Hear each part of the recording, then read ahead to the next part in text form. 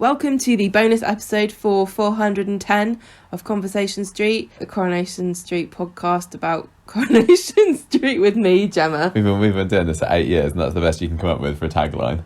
What's your name? Gemma. Michael. Yeah, we are. This is the bonus podcast section about the classic character profile time, Archie Shuttleworth, because unfortunately, sadly, the actor who played him, Roy Hudd, very famous, very beloved actor in the UK and beyond, passed away on Sunday. Yeah, on Sunday. But when was that? In 15th of March. I got it right down the bottom here. He died. Because this is evergreen content, Michael, so not everyone's listening to this. Yes, you're right. 15th of March 2020, so just a few days ago, we heard that he died of short illness, and he was surrounded by his wife.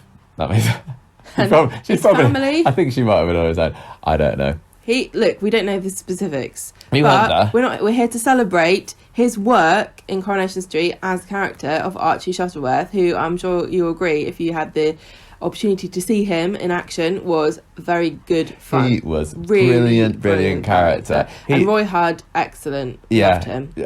Archie Shuttleworth for me is like, he was only in the show for a couple of years, and then he kind of made very sporadic appearances after that whenever certain characters needed a funeral, because he was like the Undertaker of the street. But I just think that if he had been in the show for an extended period of time, he really would be as classic a character as the likes of, say, I don't know, Fred Elliott. I know. I was thinking of that. He's the nearest person I can compare him to, because he was just a jolly, friendly, like the sort of guy you'd say he's larger than life, filled the screen up, stole every scene he was in. Yeah, but I mean the fact that he was a comedian beforehand really helped as well. He's a caricature character. He definitely is. Yeah. He was in 117 episodes between the 17th of February 2002 and the 10th of May 2010. But really, his time in the spotlight of the show was 2002 to 2003.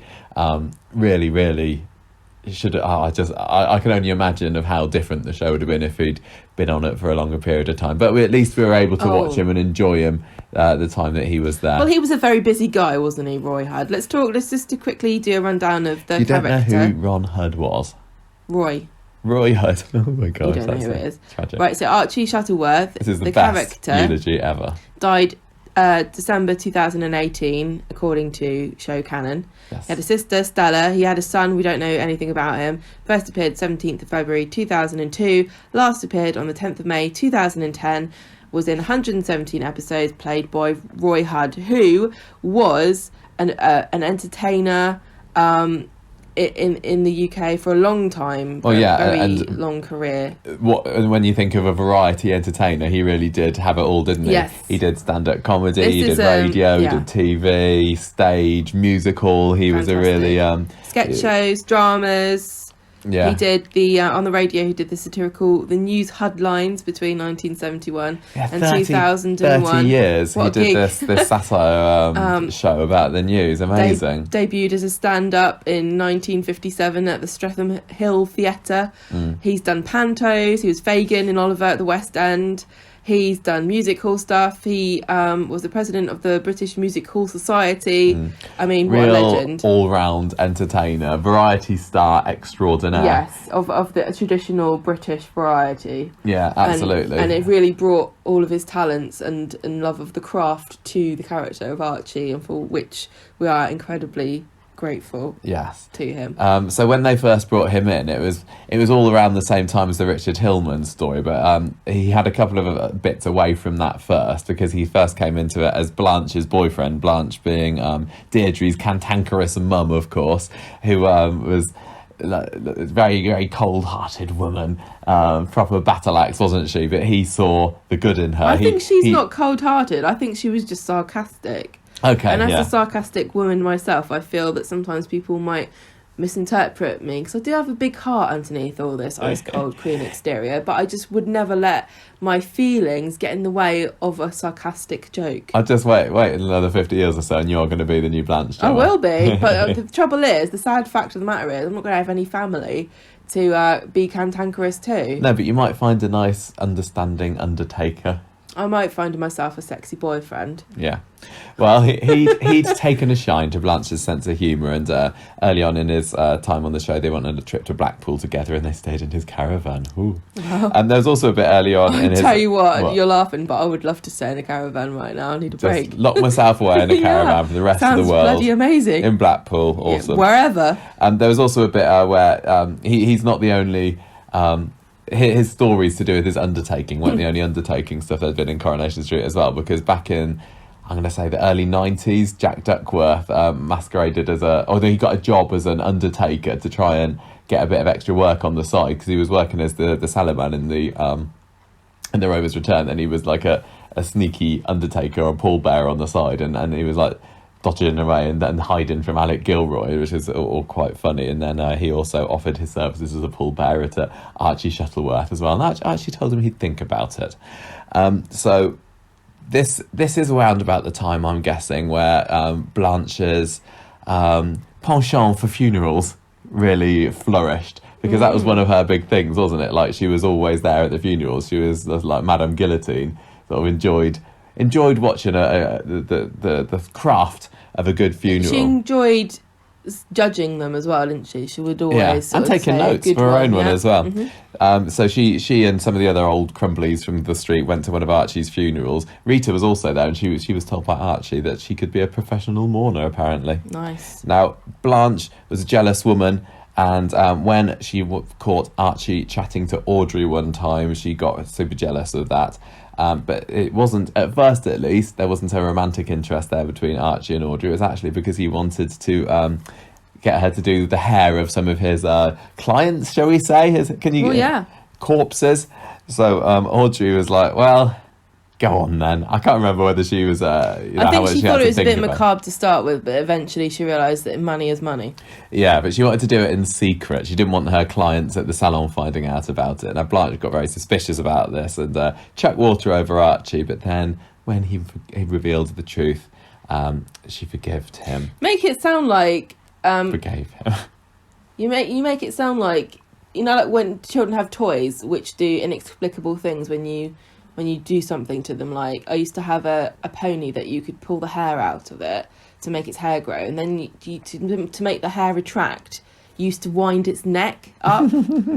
Or like how... It sounds like something from The Exorcist. Yeah. Well, it was like you used to do side to side, not all the way around. And how baby dolls open their eyes when you sit them up. Like, that doesn't make any sense. Like, Archie was a man who, if you threw water on him, he had to tell you the truth, like he'd been cursed by a genie or something. Well, he probably regretted telling Blanche in the end, because she then started gossiping about it to all and sundry. And when Audrey finds this out, Archie breaks up with Blanche because of it. Yeah. And she was heartbroken by this, because, despite her stone cold exterior, maybe she did have a beating heart in there somewhere. Everyone does. She was for a little bit. And it's a bit like Evelyn as well sometimes. When you see her on Coronation Street and she opens up and she shows that she is a real person, it's really quite affecting. And Blanche was really, not for six by this breakup. And one time when she was at home at number one, the phone rang and she kind of ran to it thinking it was Archie trying to pick her up to say, let me take you back. But then she tripped over and hurt herself, got carted off to hospital. And then when he came to visit her, she was like, oh, Archie, you've come back to me. And he's like, no, not getting back to you. You betrayed my trust, and you've hurt Audrey. And she had a little cry. Just measuring you for your coffin. Yeah. So Blanche even then wrote to the Gazette's Agony Aunt page to get some advice about what she should do now her Undertaker boyfriend split up with her. Little did she know that son-in-law Ken was secretly freelancing as this very Agony Aunt, and he advised Blanche to move on. I'd be and great so as she Agony did. Aunt. And after this... I've always wanted to do that. You'd be good at that. I know, I get think a I'd be good. bit of extra cash on the side there. So this is when the Richard Hillman started coming into force. So Richard Hillman, cousin of Alma, I think that many people forget this. He showed up at her funeral. And therefore related to Sally Ann Matthews in some manner. Oh, yeah, so somewhere, I'm sure. He started this campaign to gaslight Audrey, because he wanted to get her money, didn't he? He was trying to get he was a con man who tried to, by various nefarious means, get the hard-earned cash Did Audrey earn it, or did she just marry the mayor? I don't. Listen, one or the other. Tell you what, putting up with a man sometimes is a job in itself. Anyway, being a wife is a job. He tried to gaslight. He tried to make her think that she was going crazy so that he could, get her to remortgage her house to him or something like that. I can't remember exactly. Now she thought that she was losing it, and Archie did his best to reassure Audrey, look, you're not. You got all your marbles, I can see. One of the things that Richard did was set Audrey's house on fire. I think he left the gas running and then lit a match or something like this. Rude. And Archie goes round to the house, finds Audrey's on fire, and finds Audrey's house on fire. Not Yes. finds. I know, but not Audrey on fire. Finds Audrey is on fire, and she's like, "Oh, didn't notice. Thanks for pointing it out." Well, he alerted the fire brigade, and she was saved. That's a good thing. Went to hospital, Yeah. and she was like, "Look, Archie, Richard's after me. He's after my money. He's going to try and kill me." And Archie didn't believe her at first. Thought it was the ramblings of a madwoman, but she was able to convince him, and together they started to think that not only was he after her, he'd also killed his ex-wife Patricia, which he had. He'd smacked her in the head with a shovel. Yeah, and buried her underneath Bocker Flats. Finishes me off. Yeah. So they reported him to the police, but Police were like, lack "Look, of evidence. boring." I can't remember what evidence they actually did try to go there with. We've got Look at him, he's a wrong one. Look at those black gloves. Look at him. He's always giving these looks to the camera. He's always hugging Gail and smiling over her shoulder. But the police like inadmissible, I'm afraid. We really wish that we could convict people on looks over the shoulder, because That'd be so easy. They do it all the time round here. All the wrongers. It's a giveaway. The amount of people that we could catch out like that, but unfortunately, no, it's not allowed. They just install mirrors on all the walls of all the houses on Coronation Street just to catch them at it.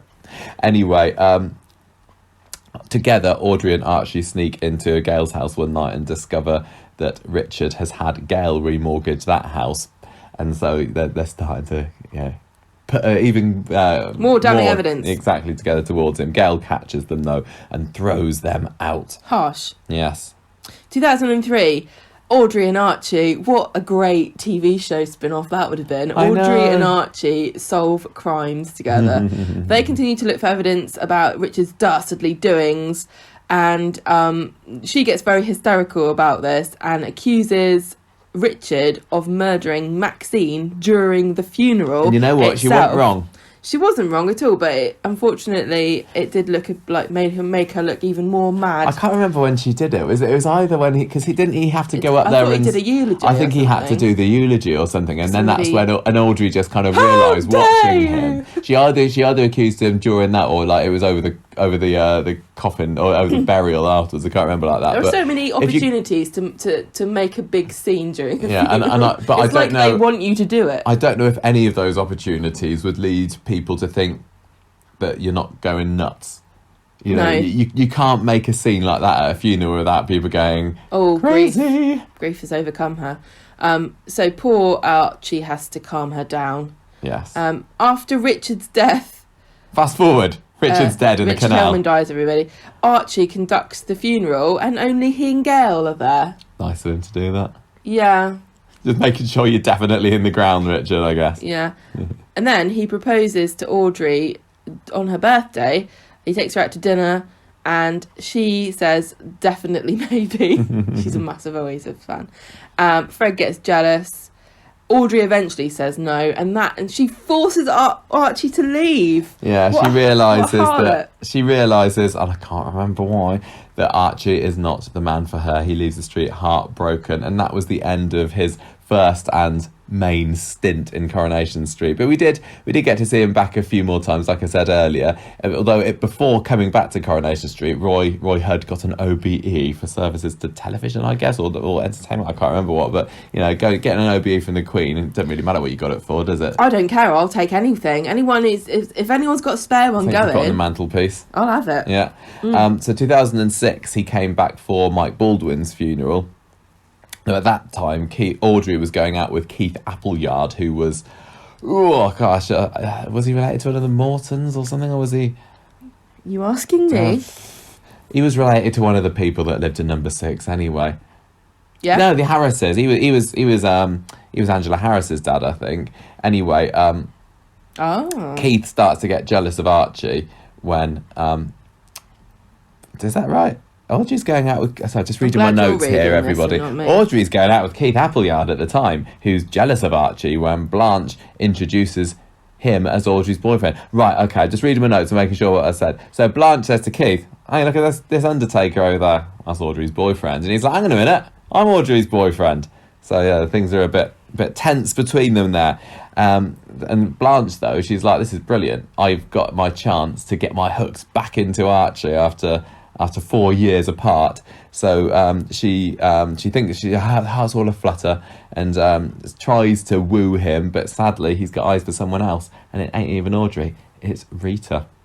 Rita's so beautiful. I know. So Audrey gets jealous of this. So it is this love triangle between the I don't know, sextagenarians. I don't know how old they all were at that time. Don't say that word. That will just rile them up even more. So Audrey dumps Keith, says, well, you're too boring.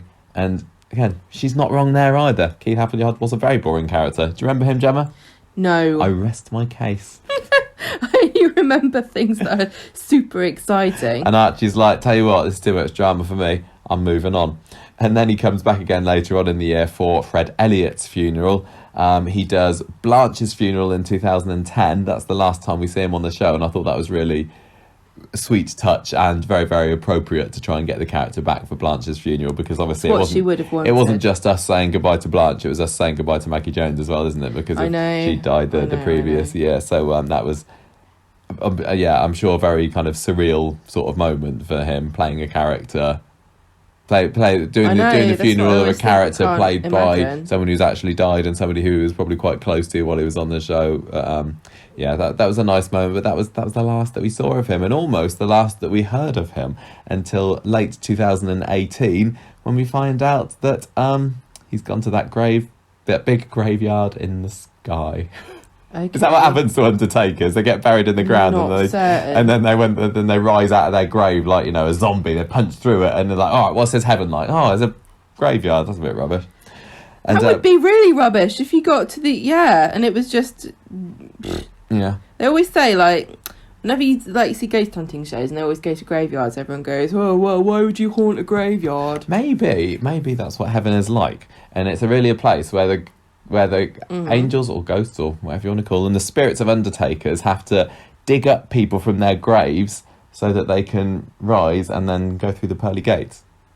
What a bizarre world. Because are you just telling me they just pop into existence after they die? I think they need digging up there. This is how cults are made. The grave diggers of the afterlife. Yeah. Does anyone want to join our cult? Or is it the grave robbers of the afterlife? I don't know.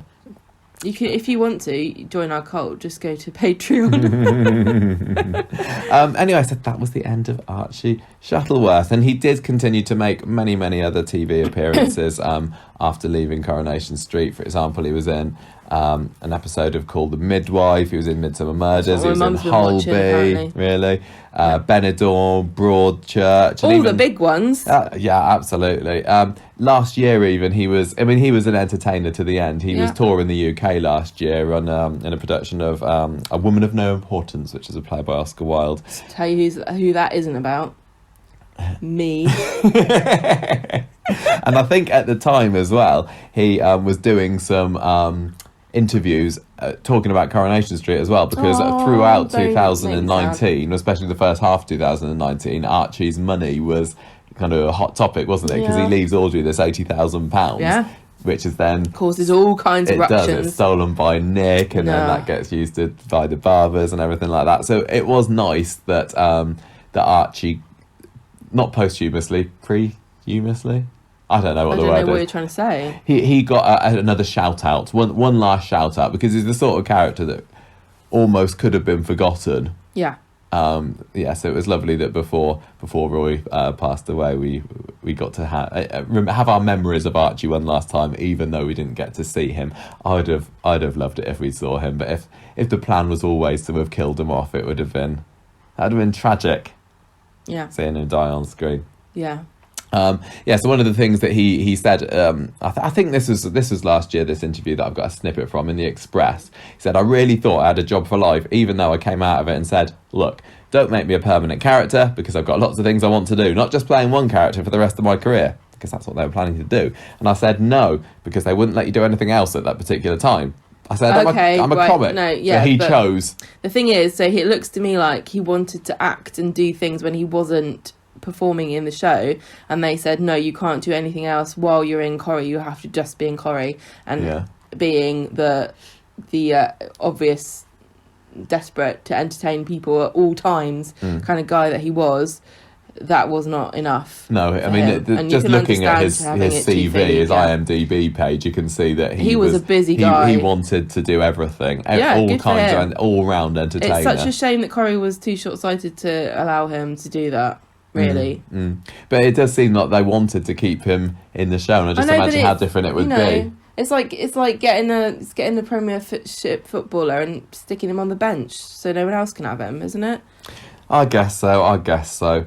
But it would have been great. But and you know what, an Undertaker is a type of character that they're never going to be short of work on Coronation Street. Exactly. It was quite cool that they could at least bring him back every now and again. And every time a character, like a big character, died, I was thinking, oh, are we going to get Archie for this funeral? And one of the other quotes he gave to the Express was, I'm a comic, I want to be in front of an audience again. I can't be doing with it, standing on your mark and doing all that television. I came into it to hear the audience laugh. Yeah. Oh, well, you made us laugh at home. I know, he was fantastic. Well, we should be grateful for the bits that we got. Having a jolly Undertaker is such a Coronation Street thing, that dark humour. Yes, it was. It really, really was. And everything that it added to Blanche's character as well, with her, sitting at the back of the funerals with the dark glasses and the toffees. And, perfect. The funniest thing with him, he had his catchphrase as well, didn't he? Which, kind of a catchphrase. His thing was that he could guess people's heights. Because which was a dark joke on the fact that he had to measure you up for your coffin. Whoever came up with that as his thing, absolutely brilliant. Humour. It is the blackest of black humour. So he'd walk up to people and introduce, and he'd be like, 5'9", I'm not wrong. That was his thing, wasn't it? I'm not wrong. And then the realisation on people's faces the characters' faces, when they realise how why they know, they're like, oh, that's a good party trick. How do you know that? And it's like, oh, grim. Absolutely loved that, and he was just a really nice person. I don't think he had a bad bone in his body. He was a real honourable gentleman, wasn't he? Oh, he was a really nice guy. Yeah, he was. He wasn't like a crotchety old man. He was no Percy Sugden kind of. He was jolly, larger than life, like I said. with a big heart, with a lot of love to give. Which is, I think that him and Audrey made a fantastic couple, and I know Audrey and Alf are the couple that you remember, but I honestly think that if he'd stayed in it for the long term and stick with Audrey, they could have been just as good as Alf as Audrey. And I'm sorry if that's sacrilegious to say that, but they work so well together, because Sue Nichols is a really funny person as well. She's and they such a good off comedic each other. actress. They really did have a spark, but alas, it was not meant to be. Or even if he'd paired up with Blanche, that would have been brilliant. Wow. This crotchety old woman paired up with a jolly guy. It's like, chalk and cheese kind of thing. Yin and yang. Yeah. And she'd be there. Yeah. In his funerals. It was, really, really lovely character. And it was so sad to hear of his death earlier this week, especially because last year, I remember when he was in the news and he was doing his touring, he'd lost a lot of weight, because he was a big guy, was Roy Hudd, and he'd lost kilograms last year, and he was almost unrecognisable. And he said at the time, I have to keep telling people I'm not ill. I remember that. We talked about him in the podcast, because he got another theatre award or something a few years ago as well. So he has been mentioned a few times on Conversation Street before. But obviously I didn't know that he really was ill until recently. Although it does say that he only had a short illness. I don't think he was. He was misrepresenting himself. I think he was just losing weight. Yeah. I think you're right. What's your feeling on casting comedians as Coronation Street characters?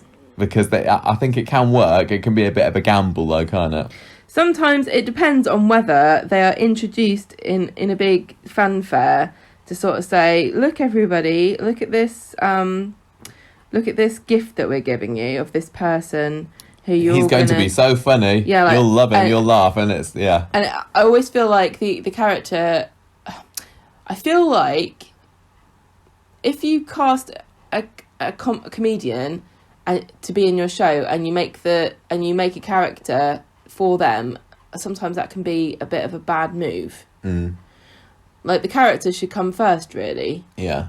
And like, when you have special guest performances, it doesn't always really work for me. Like, probably the most infamous example in is recent when memory, I think I know who you're talking about. Yeah, Jim Moore came in, and the character didn't work at all, because it didn't feel like they gave as much time to. They didn't fit a character. They didn't seem to have a character for him. It was just like, oh, look, here's Vic Reeves. Look at him. Look at him. It's him. Yeah, look, he's in the scene. He's funny, isn't he? Aren't you happy that we've got him in for you? Yeah. Peter Kay was sort of a special guest star. Yeah. That works a bit better for me, but it's still, I find it a bit obnoxious to the other. I think it's a bit obnoxious when you've got all these other actors who've been in the show for so long, and they're superstars in their own right, and then you've got somebody just swans in and says, more attention for me. Yeah, putting well-known celebrities into Corrie is such a risk, especially if it is just for like a one-off, like this Peter Kay one. I can't remember whether he was in 2-3 episodes. It might have even been one. He was introduced he played Ernie Gartside, I think. It was a character who Shelley went on a disastrous date with, and he takes her back to see his mum, and he's a total mummy's boy. And it was literally a special guest this week, Peter Kay. He was the one that turned up, and his daughter was the one that was the arty one. Oh, yeah. Paddy Wallace. Yeah. Yeah. I don't know if he's a comedian. Like, you've written a list of people who've been in it before, who you claim are comedians. Yeah, well, Les Dennis. Well, Les Dennis, I'd say, was another all-round entertainer. Yeah. And he surprised people because, for one, he wasn't brought in as a comic character.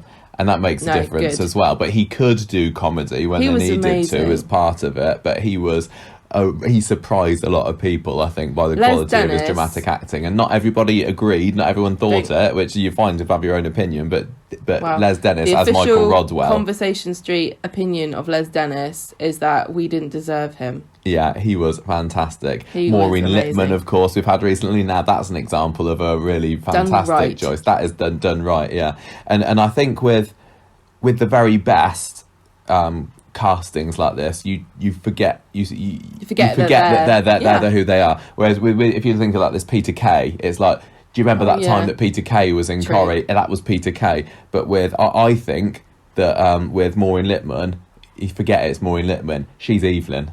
Archie Shuttleworth. Yeah. He was Archie Shuttleworth. Yeah. He wasn't Roy Hudd. And I can't say I knew much about Roy Hudd before he was in Coronation Street, but I see him as being his own entity. And even Les Dennis, I would say, I forgot he was Les Dennis, and I didn't think I would. Yeah. I thought I would be permanently thinking, well, what's that guy from Family Fortunes doing on Coronation Street? But he totally sold the character to me.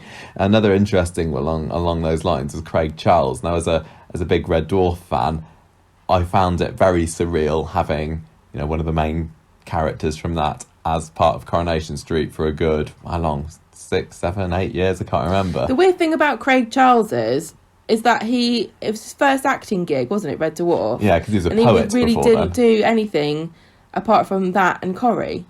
He did Robot Wars. Yeah, but Robot Wars was being himself, wasn't it? Talking about robots. He did a sitcom on Channel 4 for a couple of series called Captain Butler. That was a bit of a stinker. That's not really gone down in history, has it? No. But you know what I'm saying? He very much impressed me, and he was in it for a significant. He was in Corrie for a significant amount of time. I wouldn't say that I. No one's going to remember him as Craig a Corrie Charles. character. No, not at all. But yeah, I thought he would stand out and be weird, but he wasn't. I accepted him. I almost kind of, in a way, thought of Craig Charles and Lister and Lloyd as all being the same kind of person, really, because they're all very similar in their personalities, weren't they? But again, he was great because he could do the drama, but equally when they needed him to be funny, he was.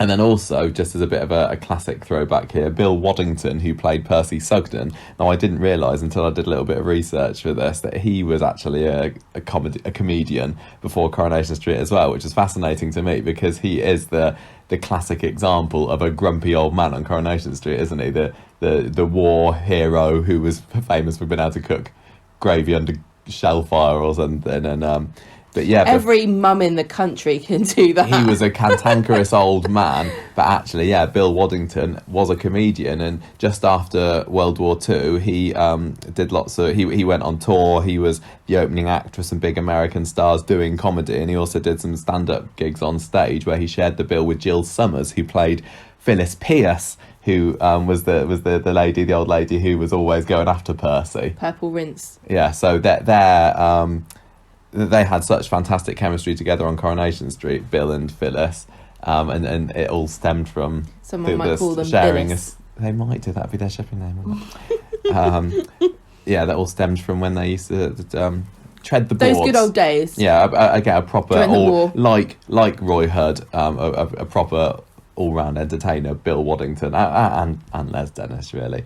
So it can work. Yeah, it really, really can, but Corrie needs to remember that just because it can work in the past, it doesn't mean don't it take always it for does. granted. And you've really, really, really got to construct a character around it and not just hope people will say, that's so and so.